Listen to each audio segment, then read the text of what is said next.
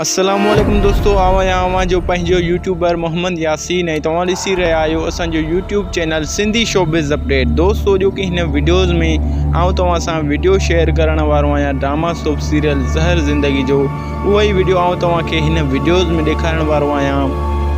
पर दोस्तों video start करण खां पहिरियां मां तव्हांखे हिकिड़ो नंढड़ो रिक्वेस्ट कंदुसि, जेकर अञा ताईं बि असांजी हिन वीडियोज़ खे तव्हां लाइक न कयो त महिरबानी करे असांजी हिन वीडियोज़ खे लाइक कंदा, कमेंट्स कंदा ऐं सब्सक्राइब करण न विसारींदा। असांजे हिन चैनल सिंधी शोबिज़ अपडेट खे सब्सक्राइब करे घंटीअ जे बटण ते लाज़मी क्लिक कंदा। त दोस्तों अचो त हलूं था उन वीडियोज़ जे तरफ़ ऐं ॾिसूं था उहो ड्रामा सोप सीरियल ज़हर ज़िंदगी जो वीडियो।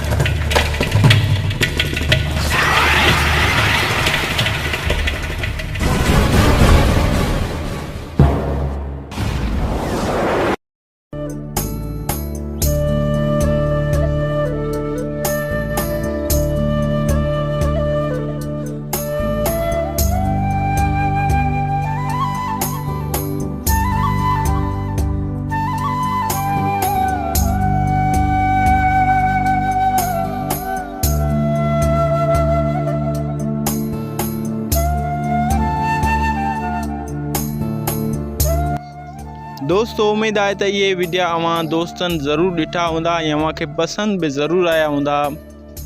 ऐं जीअं त तव्हां ॾिठो तमाम बेहतरीन हिकिड़ा ज़बरदस्त वीडियो हुया, जंहिंमें इम्तियाज़ स्वाग हुयो ऐं सोनू मिर्ज़ा हुई, आज़म मंगल हुयो ऐं इन खां अलावा मजू सतार लाड़ हुयो ऐं अज़ीज़ कंबरानी हुयो।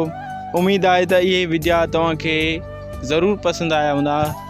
दोस्तों ये हुई अॼु जी वीडियो जेकर तव्हांखे पसंद आई हुजे त असांजी हिन वीडियोज़ खे लाइक कंदा, कमेंट्स कंदा ऐं सब्सक्राइब करण न विसारींदा। असांजे हिन चैनल सिंधी शोबिज़ अपडेट खे सब्सक्राइब करे घंटीअ जे बटन ते लाज़मी क्लिक कंदा। त दोस्तों वरी मिलंदासीं नेक्स्ट वीडियो में। अल्लाह हाफ़िज़।